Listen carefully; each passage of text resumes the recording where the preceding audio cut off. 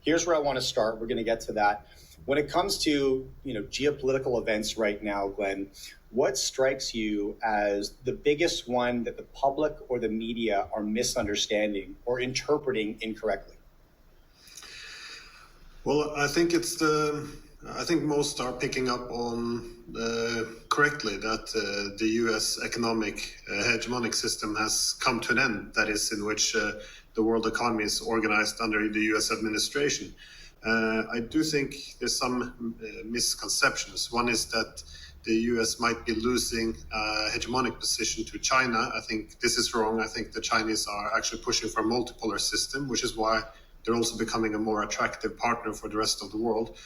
But it's also the assumption that the Chinese can be broken, much like the Russians, with sanctions. But I think it's too late for this, simply because the multipolar system is already here. And this allows China and others to diversify.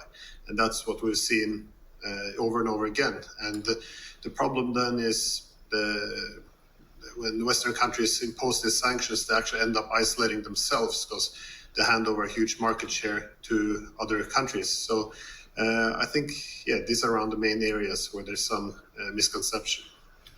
So to just summarize a little bit, what you've seen is American sanctions, which have really surged in the last 4 years, are counterproductive in that they almost act like stimulus for emerging economies, because if we can't do business with the U.S., we'll take our business elsewhere. And we've seen this in Russia, redirecting their economy eastward, for example. Maybe that's what you're referring to. And although the media and the public seems to agree that the U.S. hegemony is coming to a close, there's dispute about what happens next. And a common narrative is that China will be the new unipolar superpower. You're saying, no, absolutely not. And that's not even what China wants. China wants multipolarity. Is that correct? Did I summarize that okay? Yeah, that's very correct. So I often use the analytical framework of how China, as well as Russia for that sake, are developing their economy. I often compare it to the American system. That is when the United States attempted to reduce its dependence on Britain, because at that time, 200 years ago, the Americans also had this three-pillared decoupling. That is, they pursued a manufacturing base, that is the strategic industries. They were developing their own ports and roads for physical connectivity, and they're also pushing a national bank, as they recognized some financial independence was also required if they were going to preserve their political independence. Now, my point is that the Chinese and the Russians but again, the Chinese are probably the most important one. They're following a similar recipe or model. That is, they're trying to develop the most advanced technologies. They're pushing this Belt and Road initiative, investing trillions of dollars of having new physical connectivity around the world with new infrastructure. And last, on the financial instrument, we see that they are de-dollarizing, they are pushing a new development banks, digital payment systems, and other ways of becoming less reliant on the United States. So this is seen as being counter-hegemonic. But as we see, because the Chinese don't demand that other countries adhere only to their system, it makes them often more attractive, because in contrast, we see the United States attempting often to have this logic of us versus them. That is, you either have to be with us or with the adversary. So this results in a lot of sanctions and economic coercion. So, for example, trying to roll back the Chinese tech sector with this chip ban, putting perhaps some threats on physical connectivity by cutting off important choke points. We have the case of theft of the Russian sovereign funds, and overall there's a lot of sanctions, including secondary sanctions, which makes it very difficult for the rest of the world to continue trading. That is, they never know what area of the economy will, or what part of the supply chain might be disrupted. So they're looking for alternatives at the moment, ideally in a multipolar, multi-vector system, and this is what the Chinese are facilitating. So in a counterproductive way, in a counterintuitive way, American sanctions are the fuel that is multipolarity, that is fueling multipolarity. Because if you have a system that functions, maybe the U.S. dollar as the reserve currency or as the trade currency, and you're China or Russia, and you don't love it, right? But it functions well enough that you're going to maintain status quo because there's not a better option. Sanctions are the push to move development of new monetary rails that didn't exist prior, because this current monetary system has become less and less comfortable for these other economies to utilize, motivating them to create the alternative. Yes? Yes, and I think that this is why this is very predictable. This is indicators of a declining hegemon. If you look at the British in the mid-19th century, or the United States in the mid-20th century, when they had this enormous concentration of economic power, they have the opportunity to act as a benign hegemon. That is, they can promote a very open, liberal international economic system, given that they would like to encourage trust. That is, trust in dependence on their technologies, trust in using transportation corridors under their maritime control, that is under their navy, trust in their banks, trust in their currency. So effectively constructing an international economy under their administration. So you have this incentive then to promote trust. However, what we also see is when a hegemon is in decline, it has incentives to prevent the rise of rivals. So most obviously China.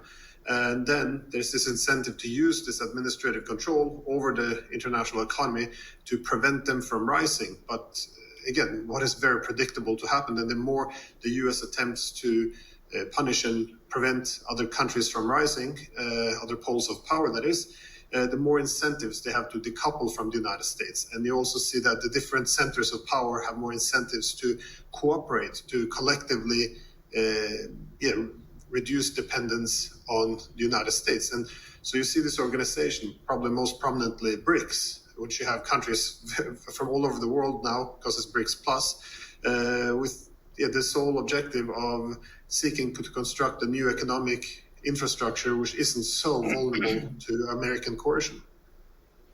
I'd love to get your perspective on something, Glenn, because we could talk about the American hegemony. It's in decline. The American establishment does not favor that decline, and so they're fighting back to maintain their supremacy, to maintain the unipolar world. And intuitively, we could maybe say, oh, that makes sense. Whenever you're the top dog, you want to protect your position.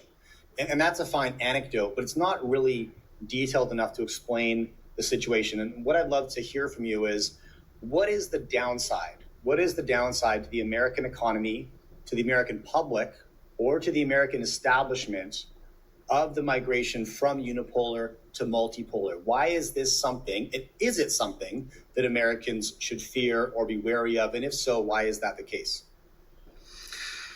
Well, it's obvious benefits to be the only game in town. So if you look at the currency, for example, this is there's a reason why the United States insisted on having the sole reserve currency after the Second World War. Keep in mind that the British were pushing for a basket of currencies in which the pound would also be a part of this trading and reserve currency. But instead, the US insisted on it, and we've seen the benefit.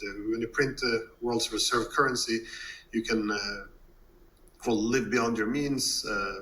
You can effectively print the money which the rest of the world uses. So it has a huge benefit. And once the world begins to diversify away from the US dollar, then all of this, there's less demand for this. Eventually, all of these dollars could be sent home, which have been exported over decades. So it's also a way for the United States to export its own inflation, because inflation is a form of taxation that is, producing new money and reducing the value of this existing one. So this effectively gives the US an opportunity to tax the entire world who holds these new dollars, because their dollar reduced in value while the Americans print new dollars, which, they're the one receiving. So this, obviously, the financial aspects is quite important. We also see within the physical transportation corridors, there's also, I guess, a great privilege to have the Navy, which controls the main maritime transportation corridor connecting world markets, because, it can be sold under ensuring the freedom of navigation. But what effectively the rest of the world knows, if it is on America's good side, it will have reliable economic connectivity. If they get on America's wrong side, or not be disobedient, but lack of a better word, get on the bad side of America, they might risk their physical connectivity with other markets. So also here, with new transportation corridors not under U.S. control, some of this incentive to cuddle up to the United States disappears. And lastly, it's on the strategic industries. This is if you control the main leading technologies, there's a slower diffusion. That is the benefit you have from being the innovator. You can extend that leading position much longer because you can prevent these technologies from spreading too fast. When you have many competitors, there's a tendency then to shift power to the rest of the international system. So when you have two suppliers of key technologies, they have to compete for the customer. So suddenly the length of the it's called the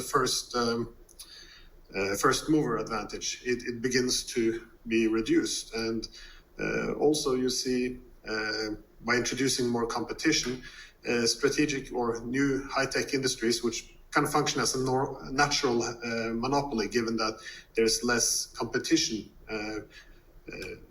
You can't really diversify that well. Because of this, we see that it's higher economic gains from it, but also you can convert it into political influence, because if you want access to these key technologies, there's they can be put political conditions on it.